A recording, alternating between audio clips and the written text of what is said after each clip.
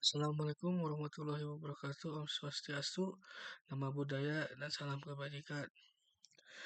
Saya akan menjelaskan bagaimana seorang profesional hukum di bank menjaga integritasnya di tengah tekanan bisnis yang tinggi. Dalam video ini, kita akan mengupas tuntas dunia etika profesional staf legal perbankan, sebuah profesi yang berada di garis depan antara kepentingan bisnis dan kepatuhan hukum. Ini adalah laporan penelitian saya tentang dilema etis praktik profesional dan tentang nyata yang dihadapi para penjaga kepatuhan hukum di industri perbankan Indonesia. Sektor perbankan di Indonesia adalah industri yang sangat terregulasi. Pengawasan ketat dari otoritas jasa keuangan dan Bank Indonesia membuat para staf legal menjadi sangat krusial. Mereka bukan sekedar membuat kontrak atau penasehat hukum biasa. Mereka adalah garda terdepan yang memastikan setiap operasional bank berjalan sesuai koridor hukum.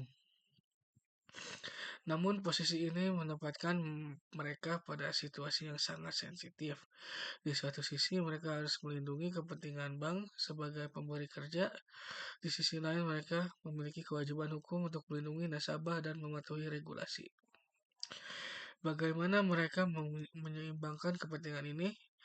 Apa dilema etis yang mereka hadapi dan apa yang terpenting bagi mereka menjaga integritas profesional mereka? Untuk menjawab pertanyaan tersebut, saya melakukan penelitian wawancara mendalam terhadap staf legal senior yang memiliki pengalaman lebih dari 5 tahun di bank yang merupakan perusahaan terbuka. Saya juga menganalisis berbagai dokumen regulasi kode etik profesional dan literatur ilmiah tentang etika profesi hukum. Fokus penelitian saya ada 4 bidang utama. Pertama, integritas dan pencegahan konflik kepentingan. Kedua, kepatuhan hukum dan personalisme. Ketiga, kerahasiaan dan perlindungan data nasabah. Dan keempat, pencegahan gratifikasi dan suap. Pertama, komitmen kuat terhadap regulasi. Setiap keputusan legal merujuk pada hierarki regulasi yang jelas, mulai dari peraturan OJK, BI, hingga kode etik internal. Ada sistem koordinasi terstruktur dengan divisi compliance, risk management, dan internal audit. Kedua, pendekatan preventif berbeda dengan advokat litigasi yang fokus pada penyelesaian sengketa. Staf legal perbankan lebih fokus pada pencegahan. Mereka melakukan review legal sistematis untuk setiap produk baru bank, mengidentifikasi potensi pelanggaran prosedur sebelum masalah terjadi. Ketiga, integritas di tengah tekanan bisnis. Narasumber kami dengan tegas menyatakan akan menolak permintaan legal drafting yang berpotensi merugikan nasabah. Menariknya, mereka tidak pernah mengalami tekanan dari manajemen untuk melonggarkan interpretasi hukum. Salah satu kutipan yang paling berkesan adalah menjalankan kode etik tidak mudah. Namun pada akhirnya dengan menjalankan kode etiklah yang menyelamatkan diri dan karir saya. Keempat, sistem perlindungan terhadap gratifikasi. Ada 3 lapis verifikasi yang ketat, kelengkapan dokumen, kewenangan pihak, dan investigasi. Oleh internal audit, koordinasi dengan internal audit dilakukan dalam setiap kasus hukum untuk memastikan tidak adanya gratifikasi. Namun penelitian kami juga mengidentifikasi beberapa area yang memerlukan perhatian lebih lanjut. Pertama, independensi profesional.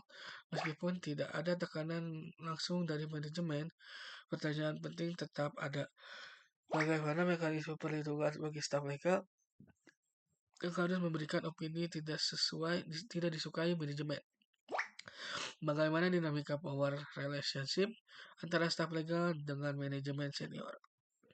Kedua, edukasi kepada nasabah belum terlihat jelas bagaimana staf legal memastikan nasabah benar-benar memahami kontrak yang ditandatangani. Peran mereka dalam consumer protection perlu dieksplorasi lebih dalam. Ketiga, dilema kerahasiaan bank. Ketika penegakan hukum meminta informasi nasabah, bagaimana staf legal memastikan permintaan tersebut legitimate dan tidak disalahgunakan?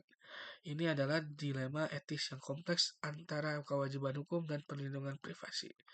Dari temuan ini, kami menarik beberapa kesimpulan tentang kesatuan regulasi sebagai pelindung hukum. Ketatnya regulasi di sektor perbankan justru berfungsi sebagai perlindungan bagi staf legal untuk menjalankan tugas secara etis. Regulasi memberikan legitimasi untuk menolak permintaan yang tidak sesuai. Kedua, sistem check and balance. Koordinasi dengan berbagai divisi menciptakan sistem pengawasan berlapis yang meminimalkan pelanggaran etika. Ini adalah kekuatan struktural yang tidak dimiliki advokat independen. Ketiga, perbankan dengan praktik hukum lain.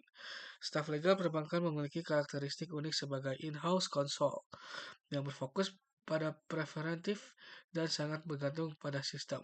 Ini berbeda dengan advokat di law firm yang lebih pada case by case basis. Tantangan besar mereka bukan pada tekanan untuk melanggar etika, tetapi pada memastikan semua karyawan bank menjalankan prosedur dengan benar untuk mencegah resiko hukum.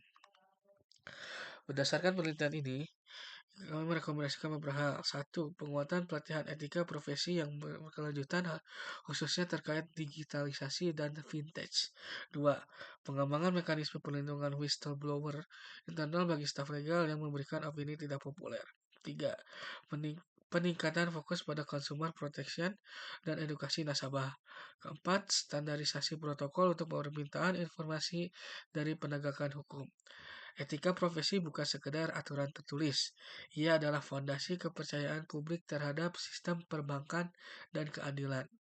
Penelitian ini menunjukkan bahwa dengan sistem yang kuat dan komitmen personal hukum dapat menjaga integritasnya, bahkan di tengah tekanan bisnis yang tinggi. Terima kasih, ini adalah laporan dari saya tentang etika profesi staf legal perbankan. Wassalamualaikum warahmatullahi wabarakatuh.